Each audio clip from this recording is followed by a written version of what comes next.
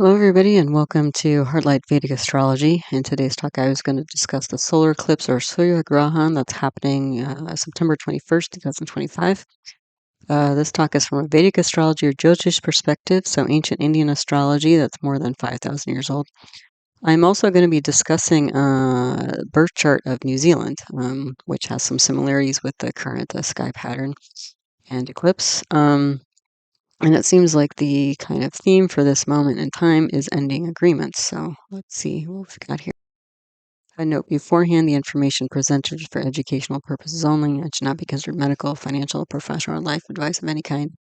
If you are in need, please contact an appropriate professional for support. Then you might take a minute or two to read the rest of this disclaimer. So a few announcements and a bit of orientation, especially if you're new to the channel. I am offering a level 1 Vedic astrology course this January 2026. Applications will be available on September 29th. That's a Monday. So if that's interesting to you, you can email heartlight@yahoo.com for more information, or to get an application, or to be put on email for future courses. Also, since we're talking about an eclipse today, I have a bunch of different eclipse videos you can see here. Symbolism of Rahu, Ketu, the sun, moon. These are the planets that create eclipses. Also a general video on lunar and solar eclipses, auspicious timing or muhurta of eclipses, and then mantra for Rahu, Ketu, and eclipses if you're looking for that kind of stuff. All of my teaching videos on the subject of Vedic astrology are my concepts playlist. They can be found there. And then wherever you see a double asterisk in one of my talks, that means there's a teaching video on that subject if you'd like to learn more. My channel is all about playlists, so videos are easy to find. So like this type of moon phase video is in my, they're all in my Go Chart Transits playlist, but there are other playlists like bhavas, houses, yogas, planetary combinations, and that sort of thing. Also, if you'd like to learn astrology by looking at famous charts, like again today I'm going to be looking at charts related to New Zealand. I have a video titled Birth Chart Archive List 2025, where I list all the different famous charts I've analyzed on the channel and the videos you can find them in. The last few videos I've posted, in case you missed any, Colors in Vedic Astrology, Planetary Transits or Gochara for September 2025. The lunar eclipse video, Chandra grahan for September 7th, which was the eclipse pair for this solar eclipse. And in that talk, I also discussed the United Nations General Assembly meeting that's currently going on in New York City, as well as the birth chart for Palestine and Gaza. And then Pisces constellation or Meena Rashi as well, that talk. So if you're new to all this and want to learn more about Vedic astrology, to start learning on your own or to get more talks like this, I've listed some videos at the end of the slide to get you started and create a solid foundation. Okay, so let's start off with just looking at the eclipse path for the solar eclipse coming up on the 21st of September. Yeah, so the time, at least Eastern Daylight Time or New York time, that's the time zone I live in. The eclipse is going to be happening 15:54 p.m., so you can adjust that for wherever you are in the world. But you can see here, the dark kind of orange spot is where you're going to be seeing like 100% occlusion with the solar eclipse. And then from there, it goes, it's becoming lesser and lesser. But you can see almost in the middle of this orange dot in the middle here is the country of New Zealand. Okay, so that's part of why it was on my radar to look at in terms of, what might be going on for New Zealand. Because typically what happens when you have the more occlusion you have of a solar lunar eclipse over those areas of the Earth or the planet, usually you're going to see more of the effects of eclipses. And again, eclipses always bring hidden, unexpected energy. Okay. So I would imagine from this, and then you can also see like the southeastern part of Australia. There's a bunch of islands in here too, like Fiji, New Caledonia, Norfolk Island, Tonga, Vanuatu, and then you can see Antarctica as well. But I would imagine that there's going to be some, unusual, unexpected events happening in this part of the world over the next, 6 to 12 months. So, yeah, let's take a look at what we got. So, yeah, this is the chart for the solar eclipse on the 21st of September. Again, I've set it for 15:54 p.m. Eastern Daylight Time, New York City time, because that's the time zone I live in. Just so you can get a chance to look at the chart before I mark it up, because I end up putting all these different arrows and circles and stuff like that. So for those of you who are learning, again, you can maybe start here, stop the video, do your own analysis, and then we can meet up later. You can compare what you got with what I got here. Okay. Yeah, okay, so I started doing some markings here. So one of the first things I noticed about the chart here is usually, your eye naturally goes to the place where you have a bunch of planets all conglomerated together. And that brings us here to the 9th house. Okay, you can see that green circle around Mercury, Moon, and Sun. Okay. And just to back up a little bit, this is a North Indian style chart. That's what I use in my work. So the ascendant, rising sign, first house, lugna, these are all different names for the same thing, is this top diamond in the middle. Okay, there's a little 10 in the bottom corner. That 10 in the bottom corner refers to the 10th constellation of the zodiac, which is Capricorn or Makara in Sanskrit. Okay, so we have a Capricorn rising chart for this eclipse that's going on here. Okay, and to get to the other houses, you count inclusively from the first house, counterclockwise or up and to the left. So then the second house is this upside down triangle with Rahu in it and a little 11 in the bottom corner. Okay, so to get to the 9th house, you count, from, again, the lugna all the way to the 9th house. Okay. So this Mercury, Moon, and Sun in the 9th house, I mean, this is interesting already because, again, this is where, all these planets are eclipsed. Sun, since it's a solar eclipse, Moon is behind the Sun, so you can't see it, and Mercury is so close to the Sun, it's combus, which is essentially means it's eclipse as well. So you can't see any of these planets, okay? And the Sun represents the king or the president, high-level authority, and it happens to be in the 9th house, which is the house for authority, government, father, guru even, okay? So, and Sun represents father, Moon represents mother, Mercury represents friend if we're talking about people. And Mercury is in its own sign of Virgo.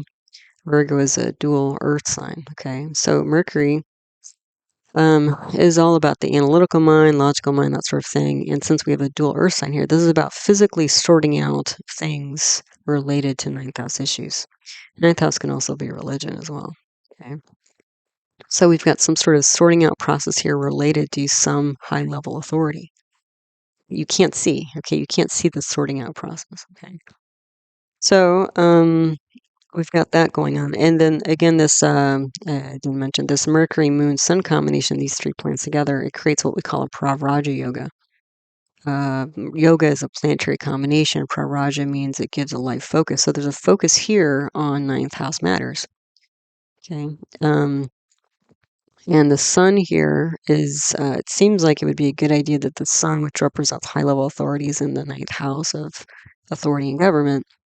However, when you have the Sun in the 9th house, you get what we call a karako nasha. Okay, so karako nasha Sun means that there's actually problems here with Sun-related issues. So problems with authority, problems with health, problems with father, problems with government. Okay. So, and again, these are all eclipse, which that in and of itself will bring problems. Okay, so there's some, a lot going on underneath the surface here in the 9th house. The other thing, okay, is if that's not enough, directly across from it is Saturn. Okay, Saturn is the planet representing obstacles, delays, chronic issues, death, even endings. The underline here means it's retrograde, so Saturn's backing up instead of going forward like it normally is. And besides Saturn as a planet representing endings and change and structural problems in history, going retrograde, it's reviewing things of the past. And it happens to be in a part of the sky called Uttara Phalguni, which means, the symbol of that is back legs of a funeral pyre. So literally, we could be talking about cremation here. Smoke and fumes and that sort of thing. The thing about Uttara Bhadrapada, though, is that there's some sense of like having a little bit of distance or surrendering to the process of transformation or the ending that's occurring here. So this is some amount of containment to this chaotic breakdown, some sort of structure. And this is the Saturn is in the third house of neighbors. It's in the house of siblings. It's in the house of friends. It's also in the house of nonverbal communication. Okay. So this could be a major shift in nonverbal communication, such as pieces of writing or documents, historical documents. Okay. Also, Saturn represents land and property. So it looks like there's some change of hands related to property, authoritative property, but the authorities could literally be parents like mom and dad, moon and sun. Okay. So we have this pretty strong mutual aspect going on between Saturn in the third house and Mercury, Moon, Sun in the ninth house, especially because you can see Saturn, Moon, and Sun are all they're all in the same degree, 4 degrees, 14 minutes for Saturn, and Sun and Moon have just passed that point of 4 degrees, 52 minutes. So that means that these planets are in Sambandha, or they're in a binding energy. So this energy is, very hard to kind of break or sort of tease apart as a single entity. Okay. So Saturn, again, being a physical planet and related to, again, Mercury, Moon, Sun here, there can be some like non-verbal kind of rituals, I would say, or traditions being held here related to the ending of some authority, or it could even be like parents here, or ancestors. Okay, which we'll also get into. Okay, so that's kind of what we're starting out with. So let's talk about this Mercury a little bit. So Mercury's here. Mercury will bring some protection because it's in its own sign of Virgo here, a dual Earth sign. So Mercury is both exalted and in its own sign in Virgo, so that's a very strong position for Mercury. That'll bring some strength and power here. But again, this is underlying strength and power. Okay, and Mercury represents the analytical mind, logical mind. It can't even, especially when Mercury's in its own sign, this can even represent business here. So this might be some business related to, again, authority or parents going on here. But if it is a business, it's a business you can't really see. But when we combine this with the Saturn up here in the third house here, this could be some sort of business agreement that's being reviewed or changed. Probably changed because Saturn's position here in Uttara Phalguni. This Mercury, though, because it's a dual Earth sign in Virgo, there's some sort of sorting, splitting energy here. The other thing is Mercury really dominates this chart because we have Mercury, Moon, and Sun all in a sign of Mercury, and these three planets are essentially Mercury is aspecting Saturn, so Saturn is going to be under the influence of a very strong Mercury. Jupiter is in a sign of Mercury in the sixth house here, and if you take notice, Rahu, it seems unrelated. Rahu's in a sign of Saturn here, but Saturn's influenced by the strong Mercury. And if we look at Venus and Ketu here, they also look somewhat unrelated, but Venus and Ketu are in Leo, which is ruled by Sun, which is dominated by this Swa. Swa meaning a planet in its own house, own sign, Mercury. So this is a Mercury-dominated chart. Again, Mercury represents the analytical, logical mind. It can represent business. It can represent like calculating, thinking, learning, speech, news, writing, that sort of thing. The other thing here is that Mercury is a nakshatra, and a nakshatra, if you're not familiar, is a lunar mansion.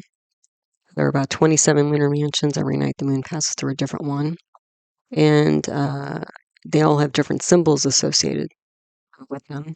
After the moon passes through 27 nakshatras, you get a lunar month. Okay? So the nakshatra that Mercury is in, okay, is called Hasta. Hasta is represented by hand. What's also interesting is the Mercury here represents writing, but it literally, as a planet, can represent hands, arms, shoulders. Okay, so there's some physical, thing, energy related to the third house here. And again, you can't see Mercury, Moon, Sun, so you can't. And Mercury and Moon represent both. They're both mind planets. Mercury is a logical, analytical mind, and Moon is more the intuitive mind. So this is like, you can't really see the underlying thoughts thought process of some authority going on here. Okay. What you can see, though, is this retrograde Saturn. Okay. So outwardly, you'll be able to see the slow shift, change, transformation, perhaps even demise of these things. But again, since Mercury is in this nakshatra of Hasta, the hand, and it represents hand and writing, and it's aspecting this third house here, there's probably some sort of like old document, authoritative document that either needs to be revised or completely done away with.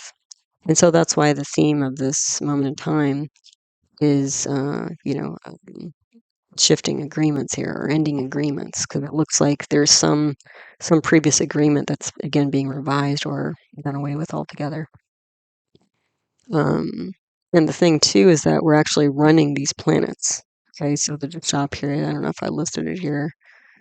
No, I think I listed on future on next slides. Some of the upcoming slides. But the dasha period for this moment in time is Sun. So again, we're really focused here on this authoritative energy here. And then I think it's Saturn. So that we're picking up this Saturn again, and this whole sambandha, this binding of Sun with Saturn, especially since they're basically in the same degree. And then the sub period is Jupiter, and the lord of Saturn here is Jupiter. Saturn's in Pisces, and Jupiter owns Pisces. And Jupiter's gone to a negative house, the sixth house of acute issues. And then after Sun, Saturn, Jupiter period, we're shifting by the end of October to Sun, Mercury. So it's really all about this like 3-9 axis here, the energies going on here. Okay. So there's some physical, again, shift in how things are being done, or commitments or agreements that have been made in the past, it looks like, and sorting through the logistics of that, especially once we get into the Mercury period. So what else do we have here in this chart? Well, we have a bhadra yoga. That's a pancha mahapurusha yoga. That's that Mercury in its own sign in a positive house, the ninth house. It brings power and intellect. So there's a lot of really strong, thoughtful energy here. There's also a kahala yoga. That's because the Lagnesha, which is the ruling planet of the chart, is Saturn, because Capricorn is ruled by Saturn. Saturn is not particularly strong except it's retrograde, and the dispositor landlord of Saturn is Jupiter, because it's in Pisces, which is not particularly strong. But then the dispositor of Jupiter, so the dispositor of the Lagnesha, is this really strong Mercury. And that gives a Kahala Yoga, which actually gives an energy or meta effect of being a leader of leaders. So again, we keep picking up, leadership energy in this chart. Okay. The other thing about this combination of Mercury, Moon, and Sun aspected by Saturn in the ninth house, well, Mercury owns the sixth house of acute issues. Moon, owns the seventh house of independent business and partnerships, business partners. And Sun owns the eighth house of long-term issues and chronic problems. And then Mercury also owns, again, the ninth house here. So what that means is these energies of acute problems, independent business partnerships, and long-term issues is all concentrated here in the ninth house. So again, there's some sort of authoritative sorting through of short and long-term issues related to independent business and business partnerships going on here.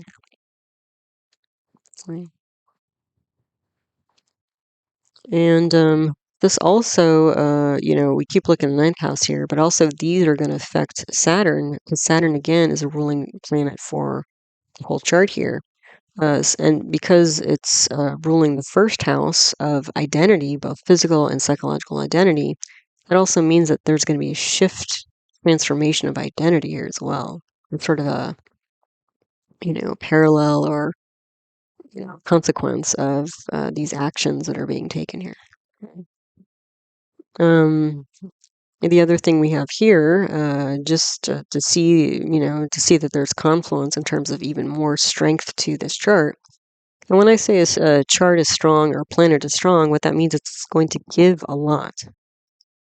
In terms of when these planets are running, it means that there's going to be really strong effects that happen, not just sort of like lukewarm, mediocre effects.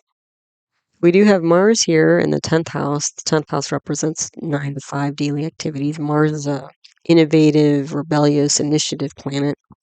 And Mars is in a nakshatra called chitra. Chitra is symbolized by a gemstone. So Mars is also a land or property planet like Saturn. Okay, so again, it looks like there's some activity here related to land, property, innovation. And Mars is also a leadership planet. Sun is a leadership planet because it's like represents president or like a king, and Mars represents like a CEO or like commander in chief of the army type of leadership. So more like in the trenches on the ground, roll your sleeves up and get into the nitty gritty details is Mars. Okay. The thing is, Mars is in this chitra energy, this gemstone energy. So this could be some property or land that's quite precious or valuable.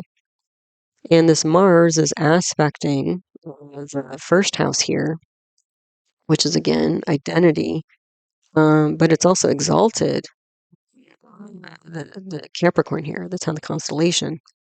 So this means that there's going to be, really strong development of precious property and land here. Okay. The other thing is Mars is aspecting the 4th house, which represents the house itself represents property and land. So Mars aspecting this house, which it actually is in owning because it's the 4th house here is Aries and Mars rules Aries. This is going to be protecting precious land, mineral resources because Mars also represents things like minerals, land, chemistry. And actually, one of the biggest exports, we haven't gotten there yet, but one of the biggest exports for like New Zealand, for example, is gold. So mining, is related to New Zealand. This could also mean, with this Mars aspecting the first house here, this could mean like a change in leadership, change in direction for, this moment in time, new growth, and new initiatives, leadership initiatives, that sort of thing. The Lugnatia, which is a ruling planet for the chart, is again this retrograde Saturn. This Saturn is also what we call bhavam. It's the lord of the 2nd house, which is related to family, inner circle, speech, assets. And it's gone to the 3rd house. So the 2nd lord has gone 2 houses away. It means that there's like one, 2nd house matter after another. So this could be one speech, one talk after another. This could also be like one piece of property after another. So it looks like, again, there's a lot to be sorted out here.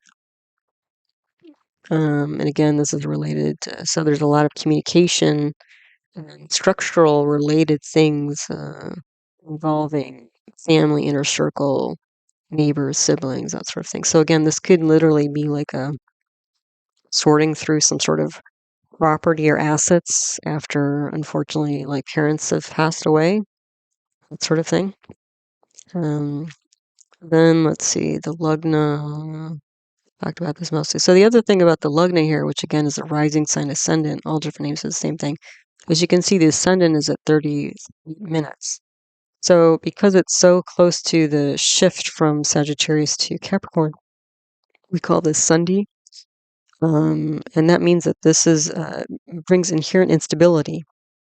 You get a Sundi point whenever you cross or shift signs. And usually, technically, it's like 1 degree in the last degree or first degree, but I always usually take 2 degrees because, again, it's fairly unstable. So there is some new initiative related to precious property or land, but it seems to be a bit of an unstable beginning here. And again, the Lugna here, the nakshatra lunar mansion for the Lugna ascendant is an Uttara Ashada. Uttara Ashada is related to a sudden piercing victory. So again, this could be some sudden win out of the blue. that's a bit fragile because we have a Sunday Lugna here. The other thing is that we have 4 planets, Saturn, Jupiter, Venus, and Ketu, 4 out of 9 classic Jyotish planets in negative houses, which gives us a Balarishta Yoga.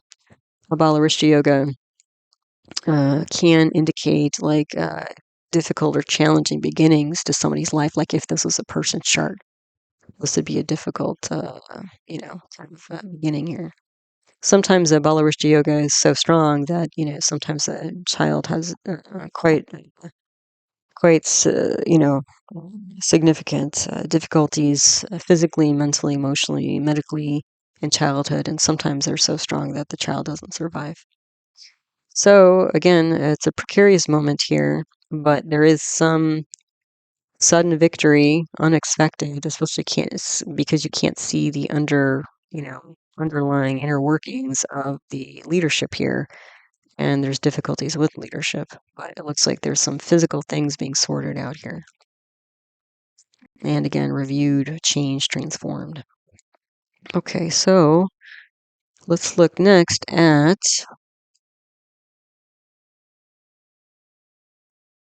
now we're looking at actually one of the potential birth charts, or I was looking around for a birth chart for New Zealand since that's where the solar eclipse is. Basically, it's almost New Zealand's almost in the center of the solar eclipse path. So again, I figured there's probably going to be some big change-ups there, unexpected change-ups for the country coming up for them. So when I was looking for a birth chart, there are several that are proposed for the country, and this is one of them. Okay. This is a chart for what they call the Treaty of Waitangi. Okay, the Treaty of Waitangi. I believe that's Maori. So this chart is set for February 6, 1840.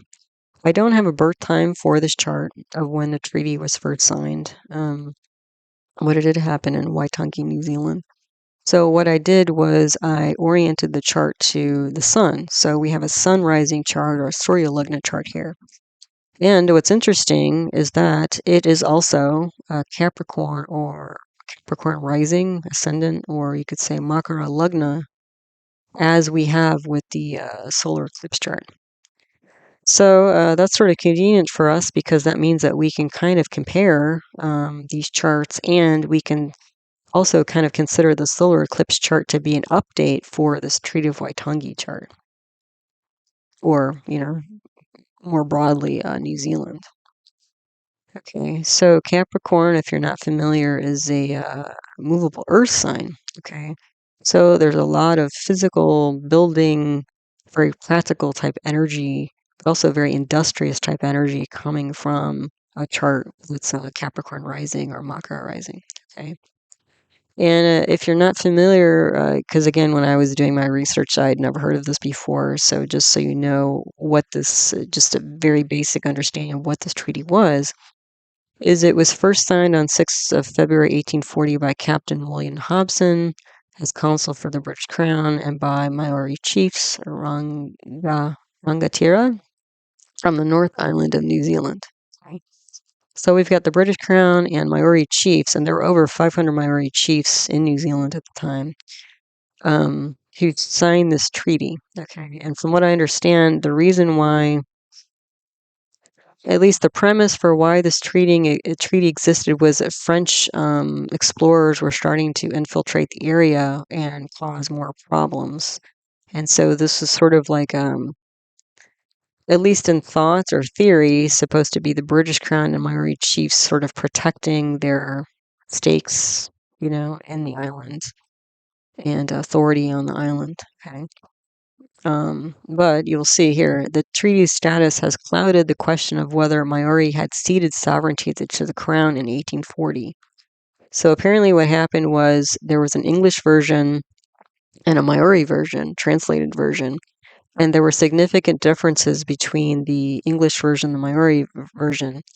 And so my understanding is the Maori chiefs signed this because they thought they were creating like an alliance. But what happened was the English version clearly was delineating that this was actually, it only allowed the British Crown to buy property, own property in New Zealand. So some people saw this as the Maori ceding sovereignty to the crown, which was not, I gather, the intention of the Maori chiefs at that time. So this has been debated. It's often still debated, apparently. So anyway, there was some, confusion related to this, and we'll see why once I get into the chart. But so anyway, so the thing is, because this whole initial treaty is still in debate, there's still, questions about, whether sovereignty remains intact for who and by who and all this sort of thing. Okay. And as I mentioned, it gave sole right to purchase land and own land by the British Crown. So, yeah, so there's a lot of confusion here about who owns what and who's in charge, even after this treaty was signed. Again, under the premise of, protecting the kind of land ownership and economic stakes, and probably even, from the Maori perspective, spiritual stakes of the land and the resources there. Okay, so this came from Wikipedia. Okay, so let's take a look at this. It's pretty interesting, actually, as a chart. So here's my markups and stuff like that. So if we were to take this Treaty of Waitangi chart as a birth chart for New Zealand, and I think that's a possibility because this is a major shift in, identity, physical and psychological identity for the country. Now, again, there was some confusion about it. Okay, so we'll see why that is when we look at the chart. But you can also see several features here. Let's see, is that actually Rahu and Ketu. So Rahu is up here in the second house. Ketu's down here in the 8th house. This is essentially, this solar eclipse that's coming up is essentially a Rahu Ketu return for potentially New Zealand. Okay, and Rahu and Ketu, again, they are the north and south nodes of the moon, and they indicate confusion. They indicate, Rahu indicates ambition.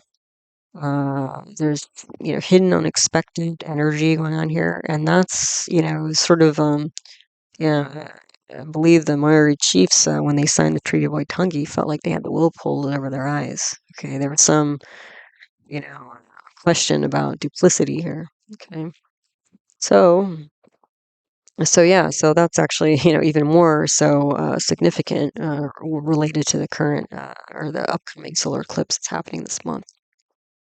So what do we see in this chart? Well, we have a Buddha Ditya Yoga here. This is Mercury and Sun together in the first house. That creates a very intelligent type of, yoga combination, planetary combination. Mercury also has Digbala here, directional strength. So Mercury is quite strong. So this Mercury-Sun combination is quite strong, similar to the upcoming solar eclipse chart. Mercury, though, in this chart is in the nakshatra called Shravana. Shravana is related to oral tradition, okay, and storytelling. Okay, and Sun is here. Okay, Sun is here again. President, king, high level authority is here in a nakshatra called Dhanishta. Dhanishta is about like drumbeat. That's the symbol of Dhanishta. So it can symbolize military or physical enforcement of things. Okay. So this could, in a more negative context, this could be seen as like, storytelling. One, I think it could be seen as like this is a significant story in the leadership history of the country, but this could also be like authorities telling stories, like in a more negative context, like, again, maybe not being entirely forthcoming. Let's put it that way. Okay. Yeah, and then you can see the Lugnatia again. The Lugnatia is the ruling planet for the chart. I guess Saturn again here because Saturn rules Capricorn. That's gone to the 11th house of income, but also clubs, groups, and society. Okay, so Saturn is here. So Saturn represents history, tradition. Saturn's in a nakshatra called Jesta, which again is related to a talisman, which can be spiritual protection or physical protection. Um, so this could be groups, like traditional groups such as Maori chiefs and clans, who are trying to protect land, because again, Saturn represents land and property. So from their perspective, it might be this. There is a parivarta, an exchange of houses between Mars and Saturn. Mars is in a sign of Saturn and Saturn's in a sign of Mars, so you can swap them. So what that means is you actually have both the property land planets, Mars and Saturn, in the 11th house. So Mars, is again the initiator planet, an innovative planet. But Mars, in a more negative sense, can represent things like thieves. Okay, and it's in the second house of assets. It's also in the second house of speech. And we have Moon here. Okay, Moon and Rahu. So Rahu is going to cloud things here. It's going to confuse things here. And I mentioned many times in my talks, when I see Rahu or Ketu in the second house, I often see people who the way that they speak doesn't entirely project, always accurately project their inner workings. Okay. Now, that's not to say that everybody who has Rahu or Ketu in the second house is a liar, but when we have Mars with Rahu and the moon, okay, Mars again can be bland, it can be thieves. Rahu is like, hidden, unexpected energy, ambitious energy, and moon is a public and also the mind. Okay, so this could be like ambition to cloud the mind regarding property, talk related to this, okay? Because there are gains to be had here through Mars related things, which is again initiation, physicality, land. Rahu again being, this might be like seen more as like potentially seen as like a manipulation speech, especially because Rahu being related to foreign things. This could be like the difference between English and Maori languages are sort of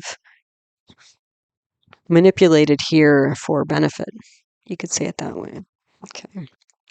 And we have Mars and Rahu here in the sign of Shatabisha, or the nakshatra Shatabisha. Shatabisha is about things that are hard to heal and understand and diagnose and remedy.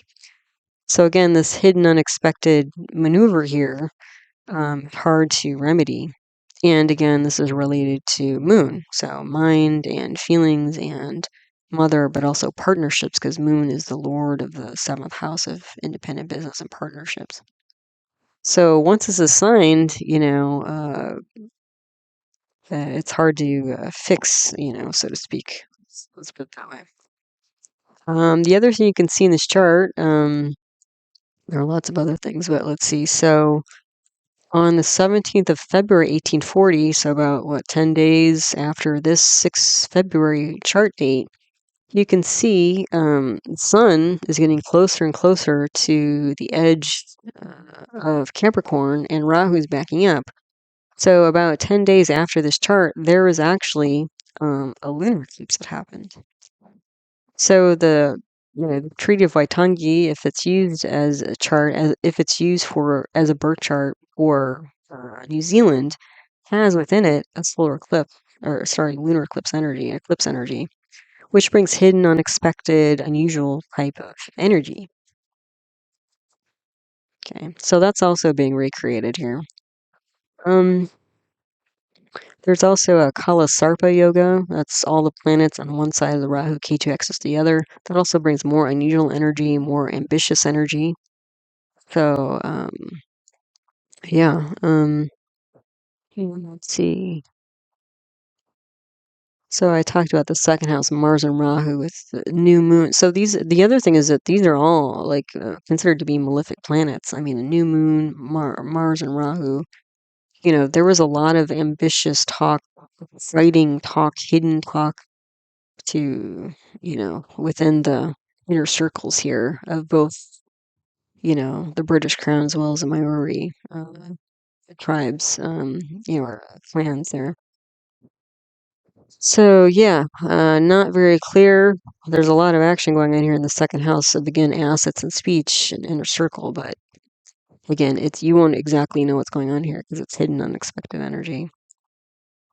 Then the fourth house here, the Lord is Mars, and that's the other thing that's interesting, sort of, is that you get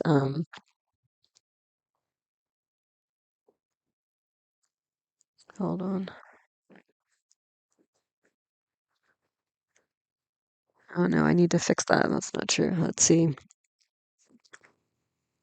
Mars here, and it's aspected by Jupiter. Okay, there you go. So the fourth house is aspected by Jupiter. And Jupiter is in a nakshatra called Vishaka. Vishaka is basically a victory gate, but it's victory at all costs. Okay.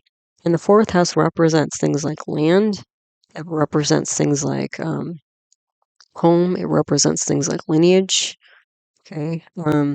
So this can be, like, again, a law, because Jupiter represents law in the 10th house. So a daily activity revolving around the law that's protecting um, the land at all costs and potentially the lineage. Now, again, I've read different things, and so there's some debate as to how much this treaty and the treaties going forward actually supported and protected the rights of the Maori people. Okay, so that's to be, it remains to be seen, I guess, or at least I don't know enough to know the ins and outs or details of all that, but it's pretty prominent throughout the history of New Zealand, or at least modern New Zealand, last 200 years or so. Um, but this is, again, like victory at any cost. So the victory might have been like not being entirely upfront or transparent with the Maori chiefs and got them to sign and sort of sign their rights away, essentially. Then the fifth house here, the Lord is Venus. Venus has gone to the 12th house of losses and expenditures. And Venus is in a nakshatra called pravraja. So there's a sorting energy. Okay. And so the fifth house represents advice. It also represents counseling, teaching, creativity, children, that sort of thing. And it's aspected by Mars and Saturn. So you have the two leadership planets here. So there's some engineering, when you get Mars and Saturn together, like engineering or construction energy going in here. Advice about constructing something, constructing advice. But then Venus, the lord of that house, has gone to a negative house, so there's losses here. Okay, so I think that's partly because it wasn't entirely clear what exactly people were signing until they were debated long after this was signed. But also, like, this had to be engineered because there were over 500 chiefs potentially that needed to sign this document, and so it took months to, like, send various copies of this document around mostly the two big islands in New Zealand to get the chiefs to sign. So this was like quite an endeavor to, like, engineer this, like, logistically, to get this done. Okay. Um, but there's some sort of, like, sorting through energy, but then it may have been that they realized that there was, like, a loss here of value. Okay. Now, the other thing is that there is also this potential energy. So there's some loss related to this document here. However, there is also potentially some gains to be had. And the reason why is that this Venus in Purvashada is related to a winnowing basket. So, like, sorting wheat, the edible parts from the non-edible parts and sort of sorting through things. The 12th house is related to losses, expenditures, but also international trade. And so this, I think, was starting to set up New Zealand, as actually a very strong importer of agriculture on the international front. Okay. And to this day, things like milk and dairy and meat products are a big export, and also, like, exotic fruits like kiwis and stuff. These are big. I think agricultural products makes up 55% of exports from New Zealand. And that's what we're seeing here, because Venus relates to, one, exotic, fine, high-level products, like, refined dairy products and that sort of thing, or exotic fruits and things like that. But again, in this particular chart, since Venus is lord of second house or the fifth house of Taurus, and Taurus relates to agriculture, we can see that um, there's some sort of like beginning industrialization or engineering of farming going on here in New Zealand at the time of this treaty in 1840 when this treaty was signed. And so the sort of like organization or mass production of farming and agriculture in New Zealand was just starting to take shape and, really grow strong. And that's where, again, supposedly the British Crown and the Maori were trying to create an alliance to protect their stakes in the land and society at that time. Although there were losses, yeah. So then the sixth house here, the sixth house lord is Mercury. And there is again aspect from Jupiter and Vishaka. So again, this is and Venus and Mars. So Venus and Jupiter, the two diplomacy planets, and sixth house is like acute issues and enemies. So it's like there is some level, benefic influence of Venus and Jupiter in terms of the agreements and diplomacy going on here. I mean, even again, I have no idea what the difference is in with English and the Maori documents or whatever, but just to even get 500 chiefs in the British Crown to sign off on one document, seems like a big endeavor. Um, so yeah, but this could be like Venus and Purvashada, Jupiter and Vishaka, Mars aspecting here through Parivartana. Again, this is like diplomatic explaining difficulty of enemies and like, so this is like, explaining the difficulties kind of coming up and getting people to agree. So, and then the eighth house here, the eighth house lord is Sun. K2 is here for a Phalguni. So this is like, and there's aspects by Moon, Mars, and Saturn. So again, Mars and Saturn, the two land planets. Let's see. Sun is a like high level authority or stage. So K2 is like an unexpected hidden energy.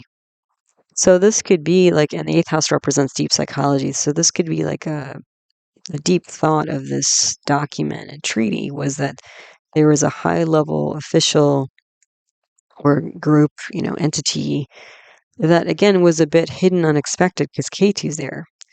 So it was a little bit of a twist here, Yeah, I'm being mild, I'm being kind, but related to land. So, I could see within this chart, both especially through the second house and the eighth house, that there is some duplicity. Because again, Mars is on the Rahu Ketu axis, both in the second house of speech and the eighth house of deep psychology. But the other thing is that when you get this Mars and Saturn exchange, parivartan, that means Mars and Saturn are all over this chart. Mars and Saturn, again, are the pretty land planets. So this is really, all about, it's also about engineering, manufacturing, industrialization. So this was really sort of especially once they got this sign, this is like the, big push off point to really more formally industrialize New Zealand. So yeah, interesting chart. This isn't the only one, though, potentially for New Zealand. So let's take a look at more. Okay, before I completely move on, though, I was checking in between slides. Actually, what I had written down with Saturn aspecting the fourth house, I was like, wait a minute, that kind of confused me for a minute. But actually, Saturn is in the second house through Parivartan exchange of houses with Mars. So Saturn will aspect 3 houses away into the fourth house, which is owned by Aries, and where Saturn's debilitated. Okay, so this is an important point as well. So, as Saturn being a planet of destruction, being debilitated in the fourth house here, that means there's going to be destruction of land. That means that there's going to be destruction of lineage. like family lineage, spiritual lineage, that sort of thing. There's going to be destruction of homes. So that's another indication. And then the fourth house is related to, things happening in the middle of the night or underground, like things that you can't see. So that's another indication that, again, both Maori people and the land itself is going to um, be, damaged here, frankly.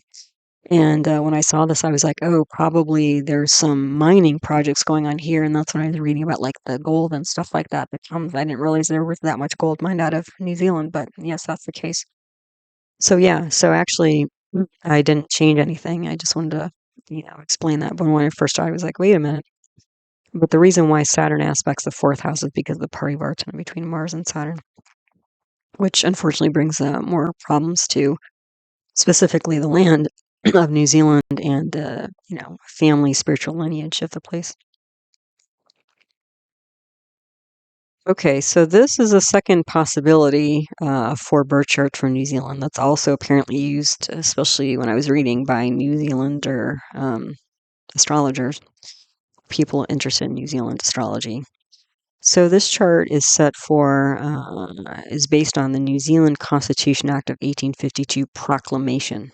Okay, the proclamation happened in January 17th, 1853. But the royal assent for this, so again, British Crown assent of this happened, I believe, the end of June 1852. But the proclamation happened by the governor, who basically was saying, "Okay, now we're actually going to implement this act, into practice in daily lives." Okay. So what's interesting is, again, I don't have a birth time here. The place was Auckland, New Zealand, because the capital of New Zealand had changed. But I did set it for another sun rising chart or Surya Lugna. Now look at this. Sun is back in Capricorn. So this is again like you could basically with the Waitangi Treaty chart and this 1852 proclamation chart, both being sun rising charts, and the current solar eclipse chart being Capricorn, all being Capricorn. Rising charts, you could see these all as basically update charts or samaya charts. So you can actually compare them, So, which is very convenient. We don't have to like spin things around or guess so much. But so this is also an important act. Again, this is about 12, 13 years after the Waitangi Treaty was signed. So what happened here? Let me just describe it and then we'll go through the chart. So this is an act of Parliament of the UK that granted self-government to the colony of New Zealand. So this is also a major pivotal event in the history of New Zealand. It was the second such act. So there was another one in 1846 that had not been fully implemented, and I forget the reasons why, but it's sort of I don't think it was very clear, it was hard to implement or something like that. The purpose of this act was to have constitutional independence from Britain. Okay, so that's a major shift in identity and authority. But the ability to vote excluded all women, most Maori, all non-British people, and those with convictions of serious offenses. That remained in force. So, I'm like, well, if they... So basically, this still, I don't exactly know how this works, because it's like the UK granted self-government, but because I think at this time, the majority of people living in New Zealand were Maori origin, so you exclude women, Maori, non-British people, and convicts, essentially. That doesn't leave a whole lot of people left. So I think that was part of the problem with the 1846 Act is that it was even like more restricted than this, which this seems like pretty restricted in terms of, being truly diplomatic. But, it is what it is. So, and then eventually, it took a while, but this 1852 Act was rendered redundant and replaced by the 1986 Act. So this Constitution was basically in effect for over 100 years in New Zealand. So that was a major shift again. Yeah, and again, this is from Wikipedia. But let's take a look at this chart. So we could see this again as some people consider this to be the birth chart of New Zealand. I actually feel like I would actually take the Waitangi chart myself. I think that was the first real shift in identity for as a unified, or at least the thought of unification between the British Crown. There was some agreement that was had, whether it was, on the up and up or not is clearly debatable, but I think at least some clear shift in some sort of alliance was had on both sides of the British Crown and the minority tribes. Okay. And this was like an update. I think this was an update that lasted for a while. But even like I was looking at the national holidays in New Zealand, and one of them is Waitangi Day. It's not, Constitution Day. They don't celebrate Constitution Day. What they celebrate is Waitangi Day. So I think in the gestalt or minds of the public, the Waitangi Treaty was much more significant than this. This again is, I think, a refinement, a step in terms of refining what the Waitangi Treaty set down. Again, duplicitous or not. Yeah, but so I think for those sorts of reasons, I would probably choose a Waitangi chart as a birth chart for New Zealand. But some people use this as a, second, is their choice. So maybe because they just, they want to reject the potential duplicitous nature of the Waitangi chart. But again, even so, like there was some physical and mental agreements that happened on both sides, where some alliance was formed, but again, like important details were clearly lost in the shuffle or the agreement there. So, but let's look at this chart a little bit more. So here are my notes and all the, aspects and all this sort of thing. So again, Capricorn Lugna, and we have Mars exalted in the Lugna again. So kind of like the solar eclipse chart that's coming up. And Mars is in Uttara. So Uttara and Sun is as well. What's interesting though is Mars is a combust here because it's so close to the Sun, so you can't see Mars. The other thing that's similar to the Waitangi chart is that you have a exchange of houses between Mars and Saturn again. So you have Mars and Saturn, the two property land planets all over the chart. So clearly that's what this is, this Constitution Act is about. But what's interesting with the Mars being combust, there's less like outward fighting. There's more internal fighting. I would even say there's probably anger here. Okay. And,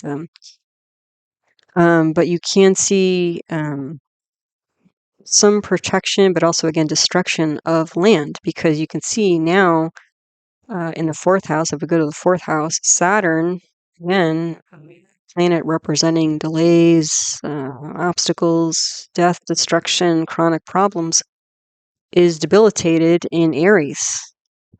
So this is again destruction of land here. There is some protection though, because you have this Parivartana, Mars comes back to its own house, that'll protect it, but not in physical ways, because Mars is combust. Because when you have a combust planet, you don't see the outer manifestations of Mars, which again is rebelliousness, which is like fighting, which is innovation. Okay. There is some protection here, but I would almost say this is more of like a spiritual protection.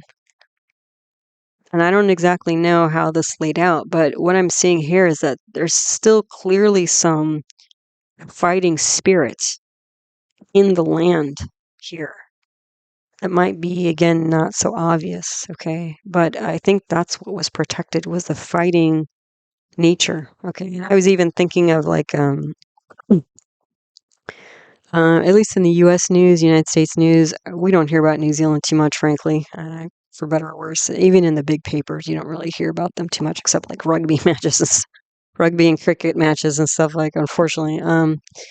But like one of the things, even with those matches, you see like when, especially when New Zealand hosts other countries, they do things like the haka, dance and stuff like that, which is a traditional dance related to competition and wars and stuff like, and different events, like, bringing spirits to these major events, like even weddings, I guess they do them for.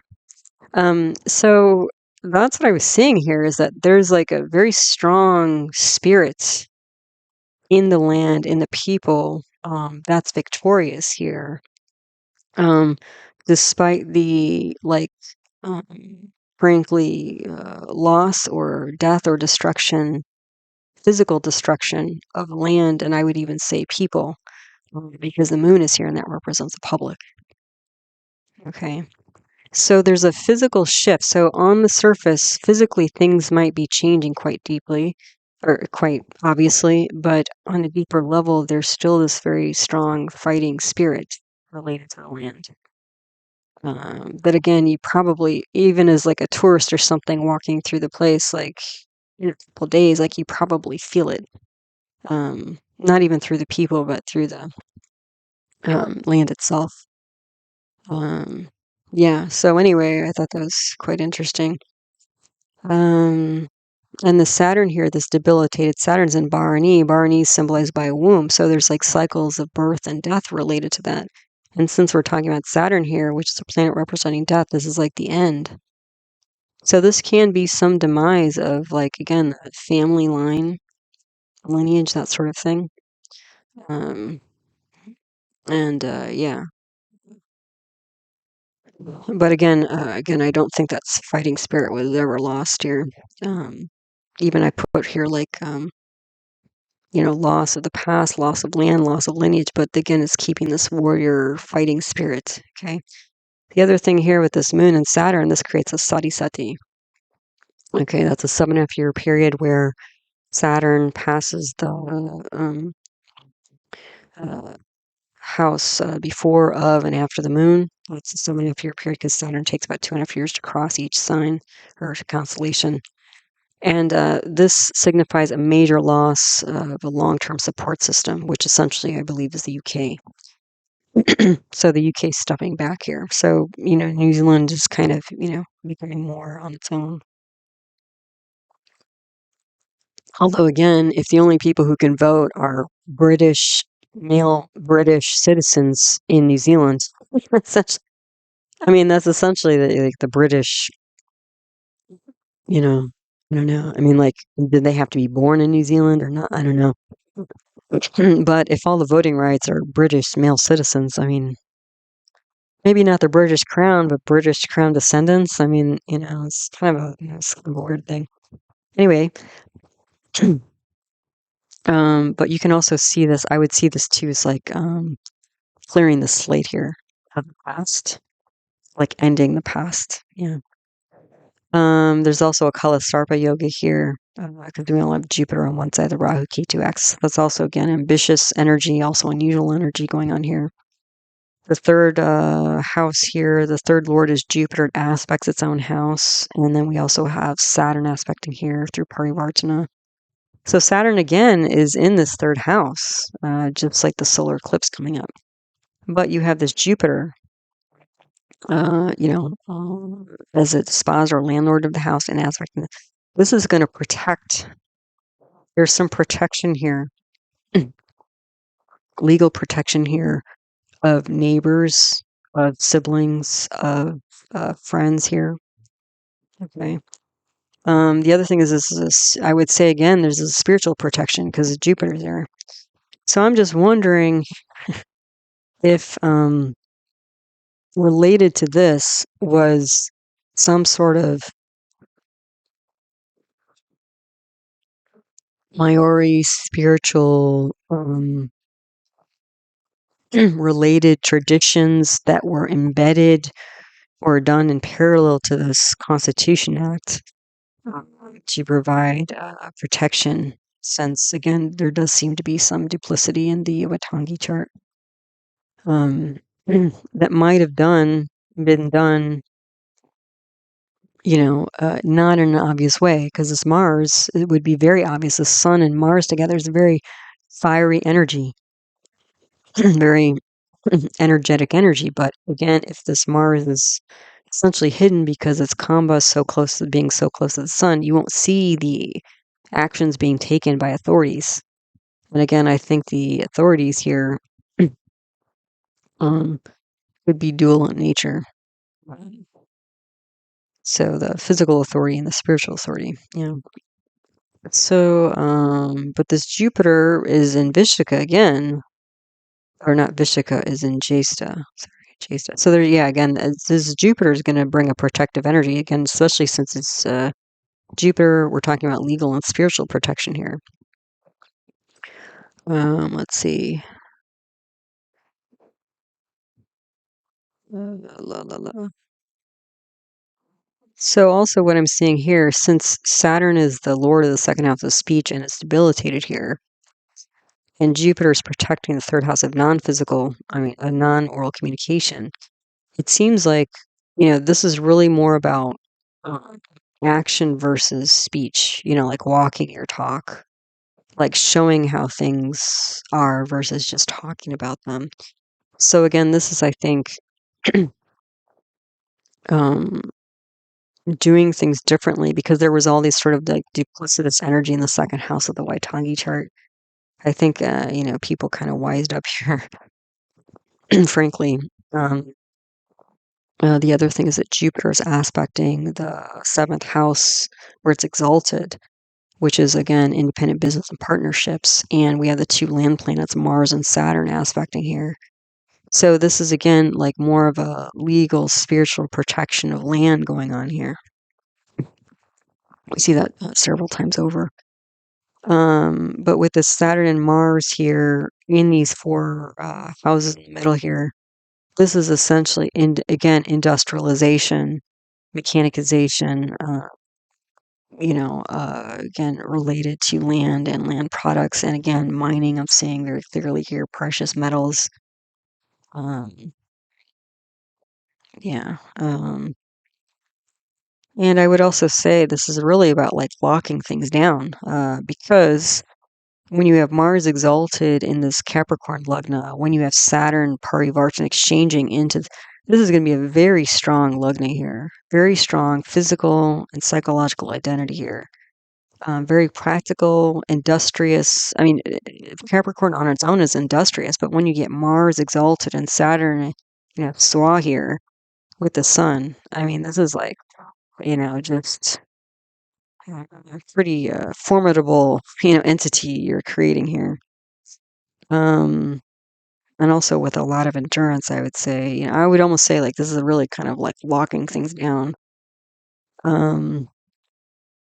Also important here. Let's see, the 10th house here. You have an exalted Saturn, and because before, see, you had the same like with the Waitangi chart. Venus is in the 12th house here of losses, expenditures. However, now you have so this would have been like Venus is since it's Lord of the 10th house here. This is like 9 to 5 employment.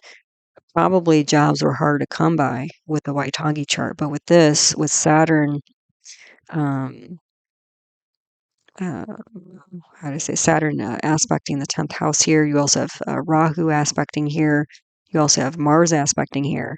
This is going to be industrialization of business, ambition towards this. Um, and again, the Venus is going to be agricultural products and business, but you can see now you've got Mercury and Ketu here. So you have three planets in the 12th house here. This is going to be even more like agriculture, agricultural trade, also like technology. Ketu and Mercury about technology. And these three planets are Ketu, Venus, and Mercury. They're all in Mula nakshatra, which is symbolized by a group of roots tied together. So again, agriculture, but there's also this destructive energy. And Venus represents again advice, children. It's because it's the fifth house lord, and also romance, I would say. So this is really getting very even more practical, like the loss of romance here.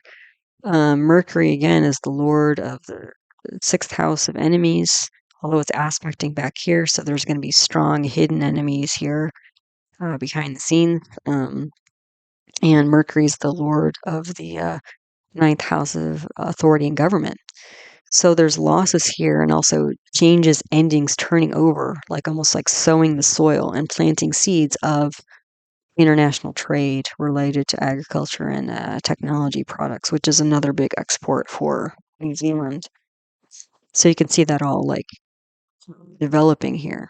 But also, the other thing here, again, it seems sort of formidable, but the other thing that's actually positive here, because Mula is like can be a destructive energy, the deity Nriti, which is a form of the form of the goddess Kali, which is the goddess of destruction. This is like it's like the destruction of the destruction, like the end of the destruction of enemies, the end of destruction of government, of authority. And the Lord of the 12th house here, which is Jupiter, because Sagittarius is here in the 12th house, has gone 12 houses away. So you have a bhavam Jupiter. So this is again end of endings, loss of losses, which is gains. Loss of losses is gains. And you see that several, I mean, like multiple ways here. So that's actually fairly positive. So you have this very strong Lugna here, Mars exalted, Saturn Swa, and the loss of losses here. So this might also be why people prefer this chart, frankly, because I would say it's probably a stronger chart than the Waitangi chart. But again, I think for the gestalt of people, I'm thinking, feeling again, I'm an outsider. I've never visited the country. I don't know, but if the Waitangi date was not that important, why are they still celebrating it? Especially when they're introducing more traditional. Maybe they will get rid of Waitangi Day. Who knows? Maybe that's the big change here. It's coming for New Zealand. Who knows? But like they're introducing like what do they call it? I think they call it Maritaki Day. Like that's a relatively new national holiday for New Zealand that was only introduced a few years ago. And that occurs late June, early July. That is when Pleiades, which is a cluster of stars in the Taurus constellation, is first seen in the sky about an hour before sunrise. And that's considered to be the Maori New Year. So that's like a relatively new national holiday. So we're actually seeing like kind of a return or, promotion of some of these Maori traditions and thoughts and philosophies and stuff. So again, that's why I'm saying here it's like this with Mars being combus may actually be helpful because again, this fighting spirit of the land and the lineage was not lost here. Even if on the physical, mundane world, it was not looking that great, frankly, or it seemed like a loss. Um, so yeah, let's see. The other thing is the second house. It's kind of funny. You do actually have Rahu aspecting the second house. So you have Rahu in the second house again, like you have in the Waitangi chart.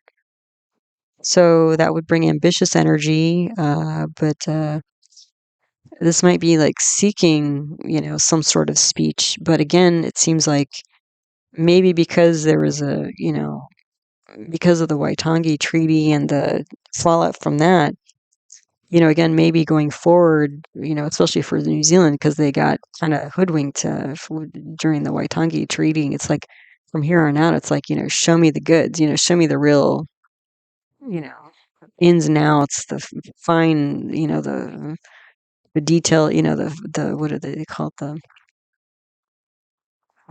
the fine details of the documents and stuff that we're signing. We need to really go through it.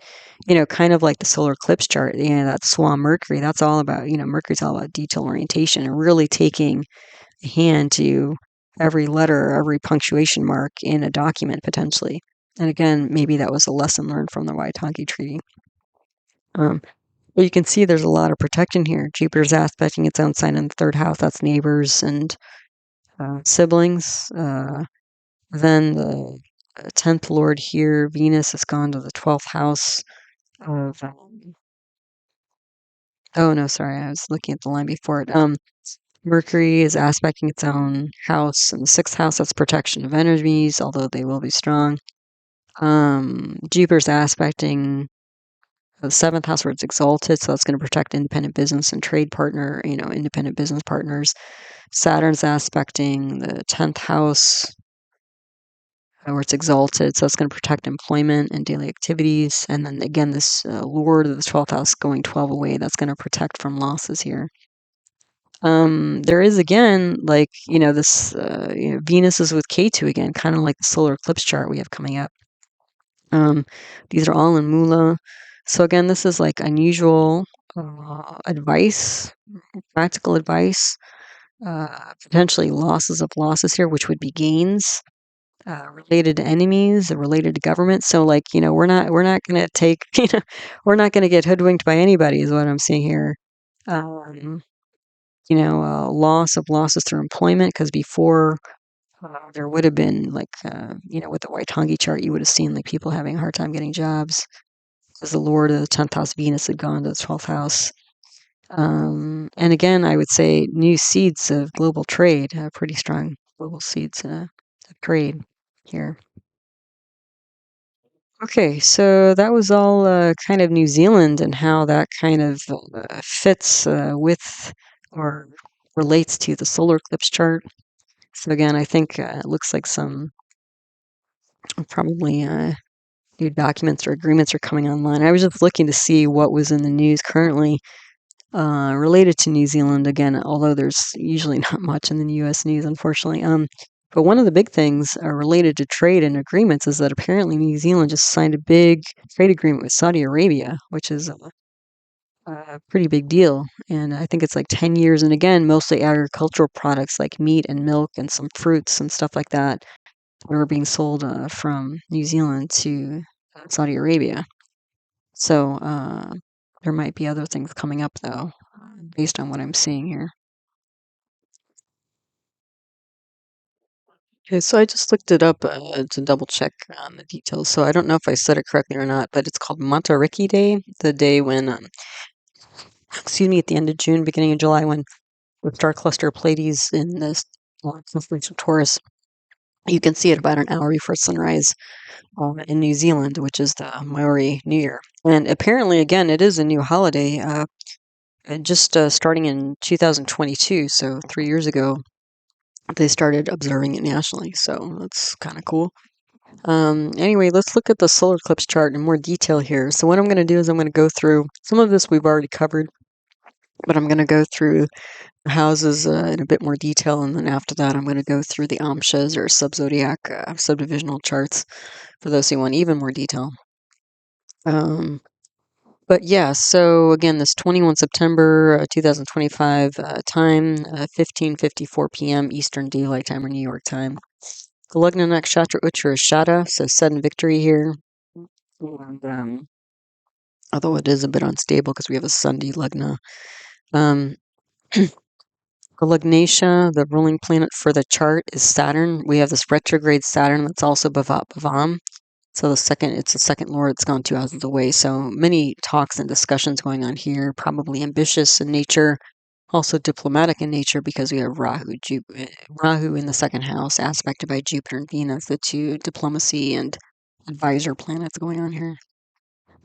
Saturn's in the nakshatra Uttara, which again is the backlegs of funeral pyres. So trying to contain probably some chaos going on here related to identity issues, frankly, and speech inner circle, I would say. And also, again, leadership, because it's Saturn's aspecting Mercury, Moon, Sun. So, I don't know, sorting through public leadership issues, looks like. The dasha period I mentioned is Sun, Saturn, and Jupiter. So that again brings us to the third house. I would say leadership again, because it's Sun. We keep hitting on that. It's the day lord as well. So again, leadership, leadership, leadership.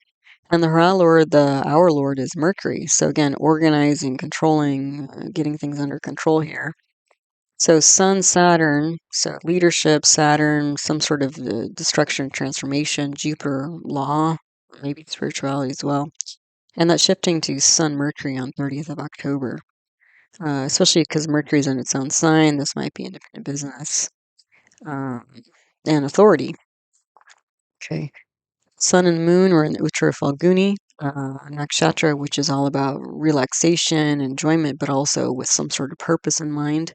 So this is like maybe upgrading a lifestyle, potentially. And the context here, so these are kind of social calendar events. They always seem to kind of reflect the energy of the charts, though, the moon phase charts.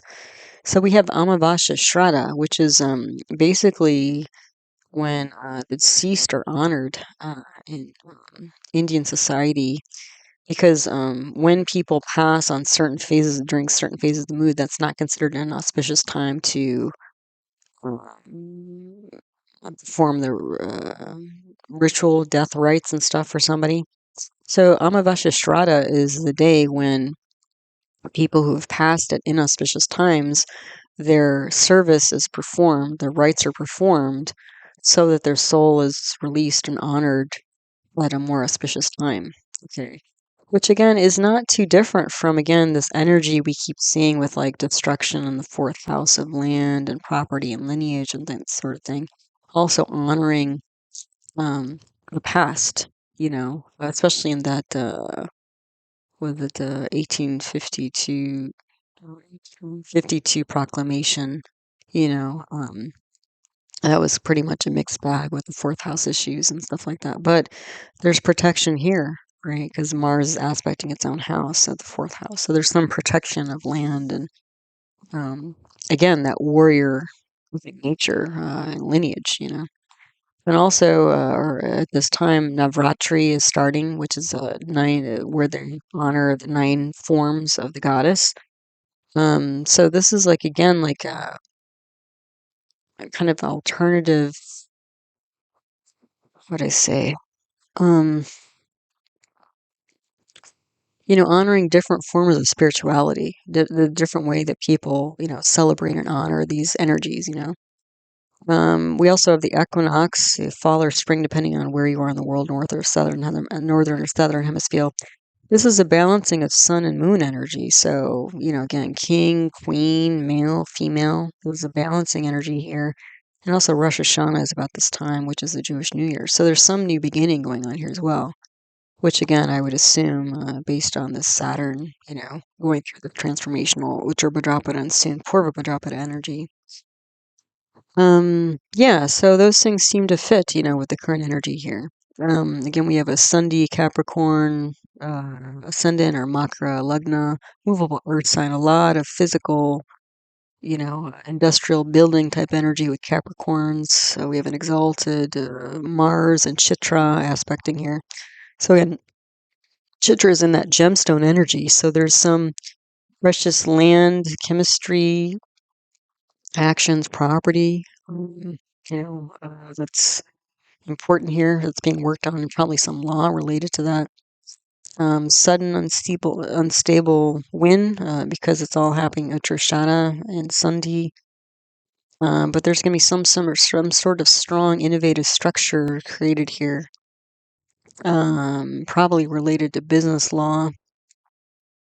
The Lugnesh, again, retrograde Saturn, Uttara in the third house, aspected by this palm bust Mercury that's debilitated in the third house, in Hasta, an eclipsed moon and sun Uttara Phalguni. So what I'm saying here is actually that whatever this action is here in the third house, this retrograde Saturn action, reviewing the past, revising the past, maybe structure, literal physical structures, documents, that sort of thing. This is an emotional issue because it's in a dual water sign, and also Mercury is debilitated here, and Mercury is the analytical planet. So there again, I'm kind of feeling like there's some sort of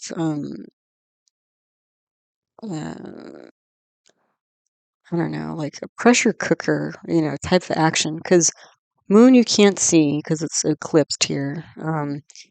It's behind the sun, which is eclipsed. And Venus, again, in all three of these charts, the Waitangi chart, and then the 1852 Constitution Act chart, and now again, Venus is always in like these negative houses. And Venus represents arts and creativity, uh, finer things of life, diplomacy, social grace, that sort of thing, women. So it does seem like there's like Me, hopefully, a rebalancing of energies here, especially because this is an equinox time. But there can be, again, like difficulties here related to these things. Yeah, so let's see, reviewing the past. Uttara Phalguni also is like can be a creative energy, because it's related to the finer things of life. Usually for creative things, like sometimes you need challenge to provoke strong emotions to create some sad love song or whatever. But Uttara Phalguni is like having the time and space to actually write and think and channel these things on into like a lyrics of a song and stuff like that. Most people just don't cough those up, without thinking about them or reviewing them. But again, this could be like reviewing the past related to siblings, friends, neighbors, so neighborhoods, difficulties here, bringing order and control to these things, physical communication. And I would also say an end of emotional kind of back and forth with authority, because again, um, we're in dual signs here, Pisces in the third house and Virgo in the ninth house here. It looks like the sun, this more conventional, business minded, organized authority is being eclipsed by this more traditional, emotional action going on in the third house here. So, yeah. The yogas, again, pravraja yoga here, 3 planets in the ninth house. That's going to be a focus on authoritative issues and maybe religion as well. Bhadra yoga, this is Mercury in its own sign in a positive house. It's a power and intelligence combination.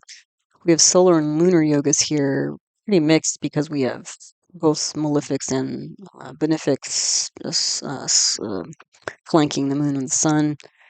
So with the sun, this will bring like potentially defamation of others, but also being renowned and rich. So again, a mixed energy. And for the lunar yoga, this will bring rulership and wealth. So again, there's a lot of money and again, leadership going on here. We have a kartra yoga around this. So again, sun's already karako bhava nashaya. It's eclipse with the Mercury and moon. And we have a papa kartra yoga. That's Mars and Ketu flanking all of these things, Mercury, moon, and sun. That's going to bring a lot of challenge to leadership and organization trying to take control here. Yeah, so this might be an inner authority, but it might also be like some sort of external authority as well. But again, there's some challenge here to this growing deposition of power here in the ninth house. There's also Kesari yoga here. That's Moon and Jupiter relative position. That's a networking uh, combination. And the Kahala yoga I mentioned. The disposer, the Lagnatia strong, going to create a leader of leaders. And then we do also have a Balarishta yoga. So again, there's this a fragile new development, probably unexpected, related to authority. And again, revising the past here. Then in terms of, because it seemed like, money was on the line here, or at least property and land was on the line here. So assets were on the line, but, any other indications of wealth. So I was looking at yogi, which is the moon. So that should bring some wealth. But it's eclipse, so it's not going to be strong. Aviyogi is Mercury, so that's going to be, how do I say, bringing a lack of wealth. However, it's with the sun.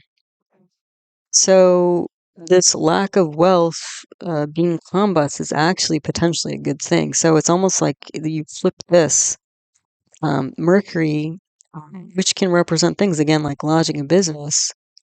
This can be like agreements, business agreements that actually prevent lack of wealth because the Mercury, the Avi Yogi is combust here. And then the duplicate Yogi is Venus. Okay, so again, unusual diplomacy and advice, creativity can bring wealth here. So again, what's going to bring wealth? Moon and Venus, these are the two creative arts planets. Diplomacy, imagination, intuition.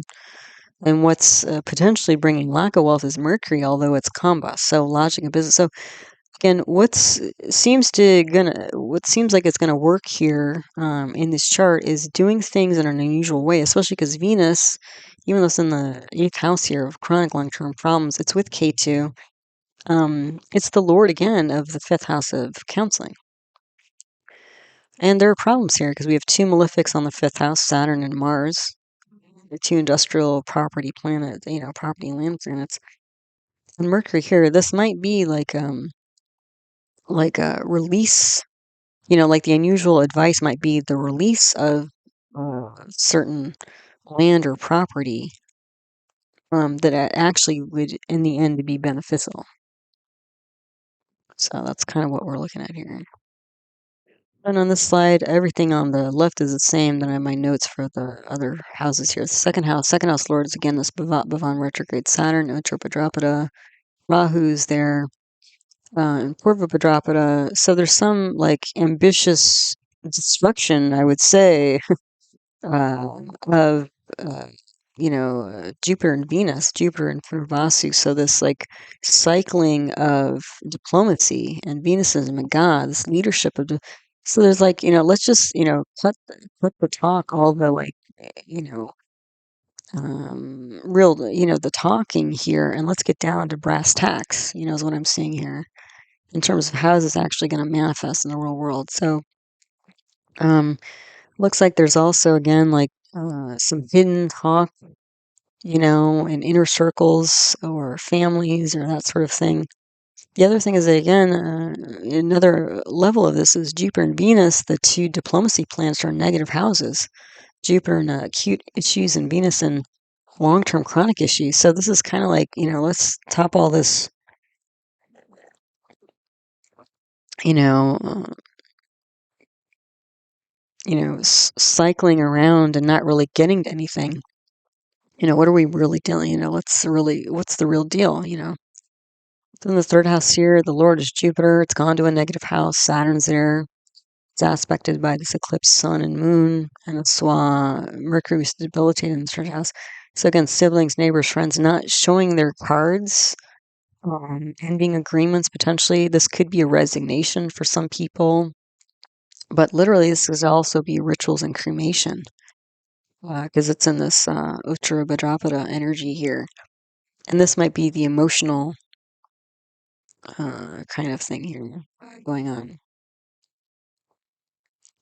Then the 4th house here, 4th house lord is Mars and chidra aspecting its own. So again, physical protection of past, home, land, resources, precious metals, chemistry, leadership, pioneer, lineage, all this kind of thing. Bringing the past into the present. You could even see it that way. And again, this is also like groups and income because Mars is the lord of the 11th house as well. Excuse me.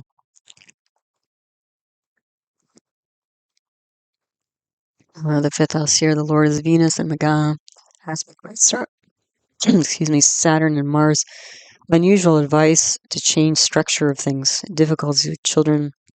This might be also restructuring some sort of unusual romance or ending, potentially a romance, probably restructuring.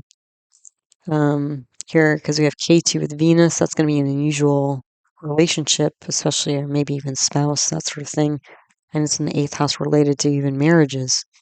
And it's in the 8th house of scandals and hidden things, right? So this could be a relationship or a romance that's not really in full view, public view, let's put it that way, maybe even scandalous potentially because it's unusual.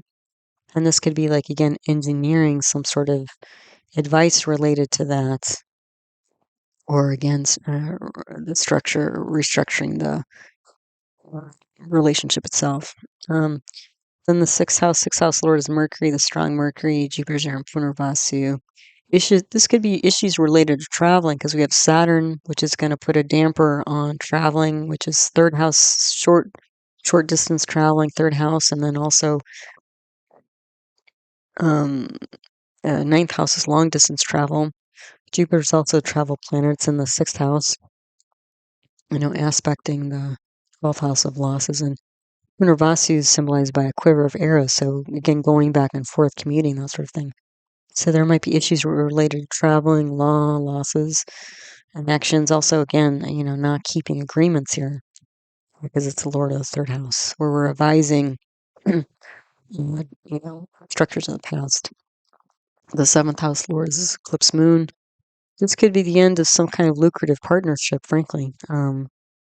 So yeah, that might be the shocking event here, authority event. Eighth house here, the Lord is eclipse sun.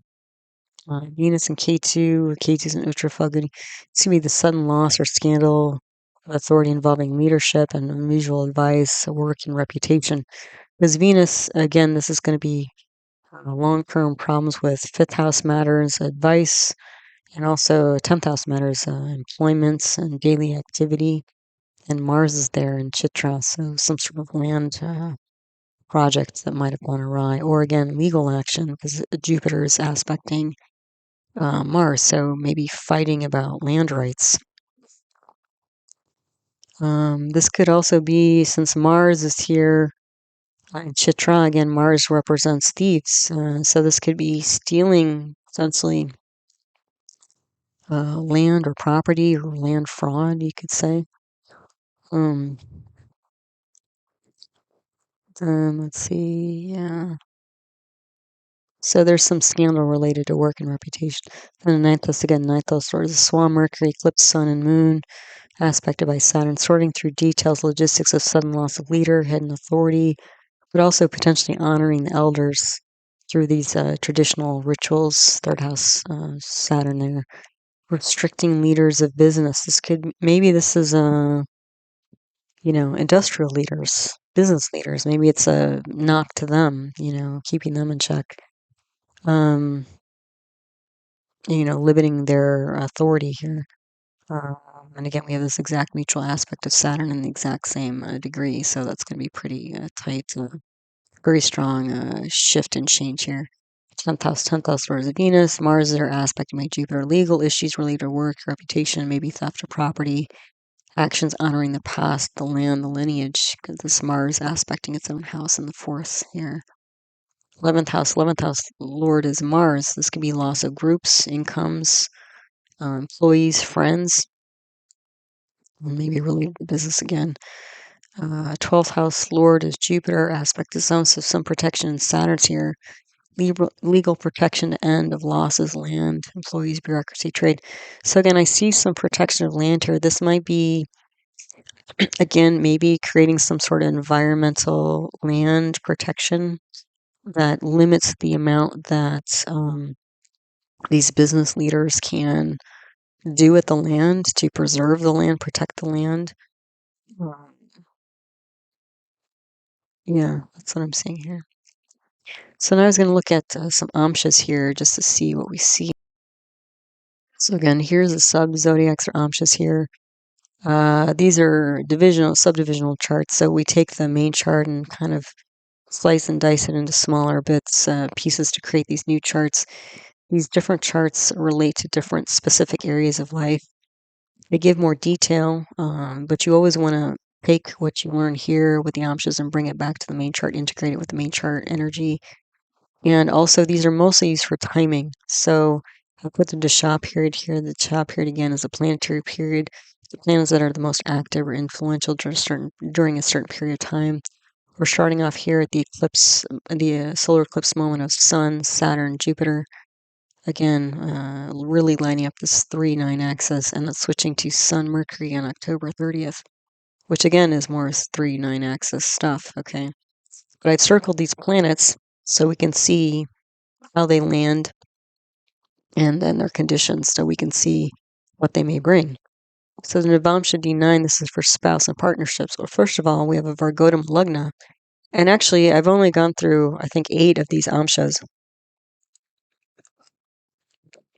mostly related to relationships because that seemed important based on the main chart. And also power, reputation, assets, and money, because that also seemed important. That seemed like it was on the table with the main chart. So these two here, look, Navamsha D9 for spouse and partnerships is Virgotam Lagna, and the Draken D3 for siblings, Virgotam Lagna. So what that means is that they're also Capricorn rising charts, meaning that they're important. So yeah, relationships, siblings, partners, neighbors, friends, spouse, it's all important. So in the D9s for spouse, we have Saturn and Jupiter, not well placed, and these are again sub periods for the current dasha period. And Sun is with Saturn and Moon. That's the main dasha period.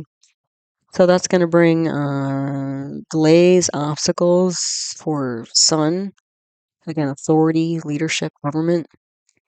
And the thing is, Saturn, which way does it go? Moon is a soul enemy to Saturn, and Saturn is a soul enemy to Sun. Now, because Moon, Sun, and Saturn are all basically in the same degree, we're going to keep getting this double soul enemy thing going on in these amshas, okay?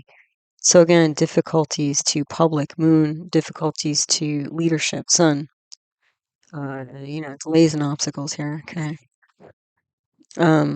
So we have it here, and this is in the second house. So soul enemies, difficulties with speech, family, assets, inner circle. We have a parivartana between Saturn and Sun as well. So difficulties with leadership, land, and property all over the chart, not just like the 2-8 axis here.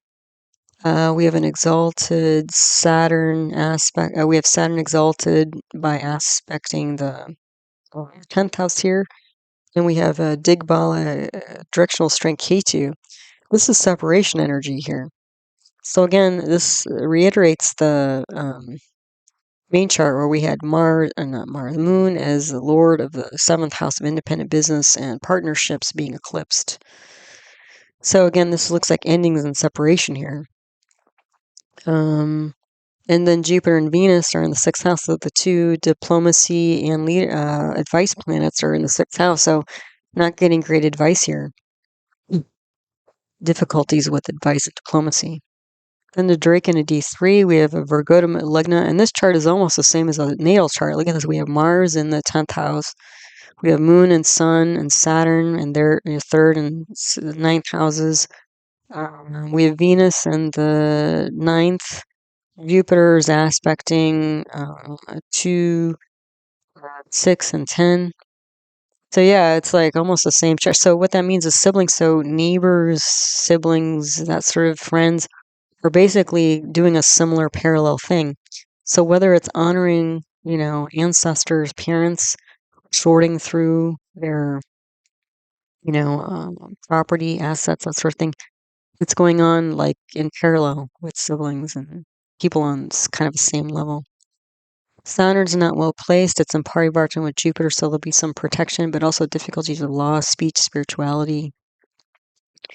Then we have a karako bhava sun again, so difficulty with the government, father, authority. But almost the exact same chart as the natal chart, which is a little bit spooky, but it is what it is. Excuse me. Then on this slide, more relationships. We have the Saptamsha D7 for children, the Dwadashamsa D12 for parents, grandparents. And again, we have another Virgodama Lugna here for parents, grandparents chart. Also important, which again, we've been talking about ancestors. And also, I didn't mention, but the Maga nakshatra that Venus is in, Maga is thought to be the part of the sky where our ancestors reside. And so the Amavasya Shraddha is, again, part of the observance period of Pitru Paksha, which is like a observance of, honoring of ancestors in India. So again, we're seeing it here, but also this is going to bring similar energy to parents and the older generation. But what's interesting is that children or younger generation is a bit different. So that means that maybe this Mars in the 10th house in the solar eclipse chart is charting a new path forward. And also it's aspecting the Lugna, so charting it, also creating a new, updating its identity from all of this quagmire of, land and property and duplicity that's happened in the past. So the D7 here, children chart, Saturn, Jupiter not well placed. Again, these are important for this current moment. Sun, however, is exalted. So again, that's almost like that Mars. It's also a fiery planet, but again, that's kind of nice. And this is the one sub-zodiac subchart, Amsha sub-zodiac subchart that doesn't have this Saturn, Moon, Sun alignment, with the double soul enemies here. So that's actually pretty, optimistic here for children. Um, it's also a pretty strong chart. Venus is Swa, Mars is Swa, Jupiter is Swa, Sun is exalted. I mean, and again, Mars and Sun are the two leadership planets. Venus and Jupiter are the two diplomacy planets. So it's looking like maybe the younger generation or children um, may have strength related to advice and leadership, and building a stronger future, which, hopefully, right, for all of us. Then the Dwadashamsha D12 for parents, grandparents. Again, Virgo to Malagna. This is important. And all the grahas are well placed, but look, Saturn's debilitated and Sun's debilitated. They are both bhanga because they aspect each other, but that's a lot of, again, we have this Saturn destructive, debilitated in the fourth house of home, happiness, land, lineage. It is bhanga, but again, this is difficulties in both the past and the future here. Some strength, but this is maybe like starting to build strength to build a positive future from the past. The other thing is that all these planets, these debilitated planets here, they're all in the kendras. This is a core identity. So this is like, like almost like having a really difficult time trusting again after, some really strange, unusual, um, scam-like things have happened here. Trusting things again to go in a positive way and build things in a positive way, recovering from the past to duplicity. The other thing is we have Jupiter Mars parivartana here. So again, law, land, property, physical, as well as spiritual. That's all on board here, for parents, grandparents. So, yeah. And we have on this slide power, reputation, support. So we have the Dashamsha D10 for career and reputation at the top, Ekadamsha for D11 for public support and income at the bottom here. So you can see Mercury's not well placed, but it's in parivartana with the Sun. So there'll be some strength again for future workings and overseas protection from losses, kind of like the main chart here. Um,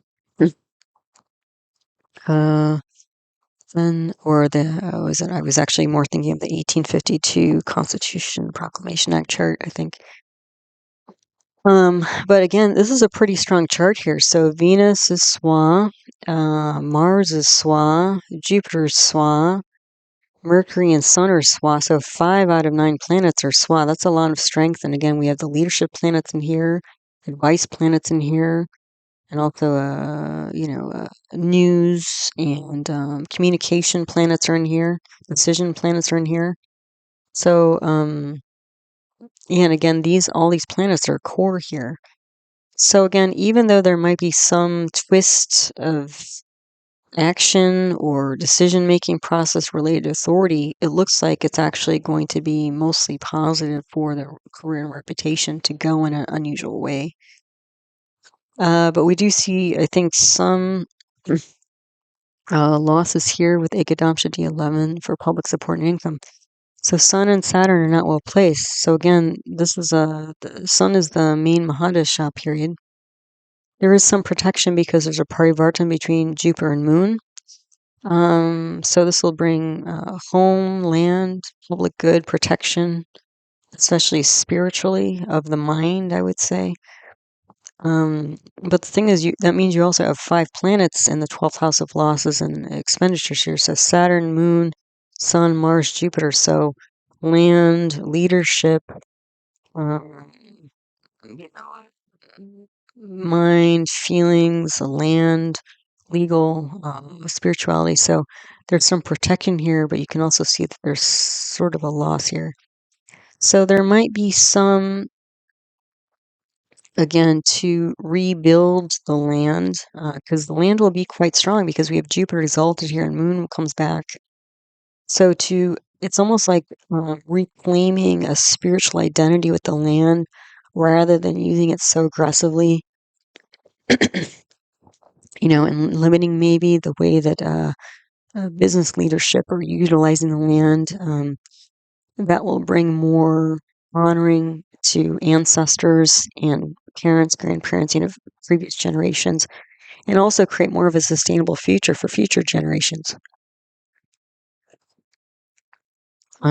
So yeah, it's almost like taking one step back, like taking one step back to go forward in a more productive, sustainable way. But it might take an initial hit to, profits or whatever until people adjust, to the new structure of things, infrastructure of things. So here on this slide, we have a Sadamsha D24 for education, because that might have been problematic because Saturn is debilitated in the fourth house, which can also represent education. Although Mars is protecting it somewhat, right? That can be like engineering education, property education, also management education. And then we have the Chatra Jamsha D4 for assets, which again seem like were, on the table for negotiation or something like that. So in the D24, all grahas are well placed. The sun's debilitated, though, again. It is Banga because it's with Saturn, and Saturn's exalted, but with the moon. So again, we have this, soul enemies thing, energy going on here in the fourth house of home, happiness, land, property. There's also a parivartana between Saturn and Venus here. So this is, again, quite an emotional issue here.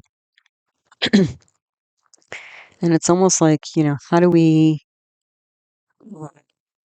maintain a dual identity? How do we say, like a balance of leadership of the land and home and happiness and lineage here. This is going to be unusual advice because Venus is down here again with Ketu Rahu. This is going to be unusual advice, related to, again, now instead of Saturn being debilitated in the fourth house, now Saturn is exalted in the fourth house as well as Venus. So this is good physical but also emotional protection for land and lineage here. And that's what people are learning, like maybe balancing the two rather than just, stripping the land. Because, that takes a lot of the land to, like, raise all these, like, especially we're talking about New Zealand, like, raise all these cows and, for milk, meat, and dairy or whatever. And then the agricultural products, that's going to wear the land down. If you're not maintaining the land property and creating some limits, on how that land is operated on and maintained, But then also the spiritual, the emotional, spiritual lineage here. That's, I think deeply embedded, ingrained in, especially New Zealand culture, right? And then the Chatra Tamsha D4, again, another Virgo Malagna. So again, and this is also similar to the main chart. Look, we have Saturn, Moon, Sun on the 3-9 axis again. We have Mars in the 10th house. We have Venus on the Rahu Ketu axis again. And then, but we see Jupiter supporting Saturn here. Saturn and Jupiter like this. Again, this could be spiritual or religious actions, rites, traditions. Mars is protecting the fourth house here of lineage and home and land. But you can see Saturn, Jupiter, and Mercury are not well placed. So at least Saturn and Jupiter in the third house, this will mean changes and endings. At least the dispositor for Mercury is, Swa Jupiter, so that'll help support Mercury a little bit. But the Mercury period's probably not going to be, there'll be some losses related to that. Probably in terms of, again, whatever changes in administration, legal infrastructure here, there is going to be some initial losses here, but overall, it may lead to, again, better days, sustainability. What else do we have? Saturn, Jupiter, Saturn, Sun, Moon, 3-9 axis. Again, difficulties with leadership. We have another karako, bhava, nasha, Sun here. Also long contracts, I would say. We have a Swan, Venus, and Ketu. Oh wait. Oh, this. So this is going to be good, unusual advice. Venus is with Ketu again through aspect, and Venus is Swan here. So this is going to be good practical advice, but it's going to be unusual. Mars is aspecting its own the fourth. So again, protecting land and lineage. Swan, Jupiter plus spiritual, legal traditions. So again, it seems like there's this integration of both practical output, profits, and that sort of thing, of land and lineage with more of a spiritual, emotional um,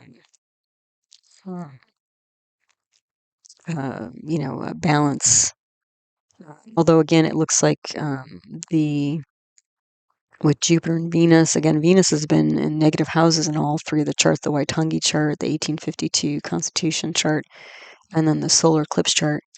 So again, that's been challenged. I think feeling good about things, also relationships have been challenged, that sort of thing. So again, maybe this is a time to restructure things that are more balanced, both in terms of the physical identity as well as psychological, emotional, spiritual identity of a time, place, that sort of thing. But again, just to reiterate, this Saturn, Sun, Moon, again, these are two soul enemy relationships happened in 7 out of 8 of the Amsha charts, except for the children's chart. So that's a lot of hostility, to overcome, long-term hostility towards authority that has to be overcome. But maybe there's some hope here since the children chart doesn't have this combination. So future generations, the future in general, hopefully it can be transcend this maybe a very difficult past. So there you go. As always, thanks so much for stopping by and listening to one of my talks. I appreciate all your support for my work in the channel and all the ways that you guys do that, liking and subscribing and listening and, sending in donations, sharing videos, all of that. It's very much appreciated. So thank you for that. Again, all my teaching videos on the subject of Vedic astrology and my consults playlists can be found there. For more famous charts, check out my birth chart archive list 2025 video where I list all the famous charts I've analyzed on the channel and the videos you can find them in. Also, I do offer individual birth chart readings, and I'm offering astrology courses as well, in person, not in person, but live, online, and small group courses, the one coming up in January. So if individual chart readings or astrology courses are interesting to you, you can email heartlight@yahoo.com for more info on those or an application for courses. Also, I do have another YouTube channel on natural medicine where I talk about Ayurveda, traditional Indian medicine, as well as yoga, so other Vedic arts, as well as other paradigms of medicine like homeopathy and naturopathic medicine. The name of that channel is Nature Source Care, so that's out there too for you. All right, so as always, I hope you found this talk helpful, useful, and interesting to you as you learn to navigate the energy cycles of your own life. All right, so until the next one, take good care. Namaste.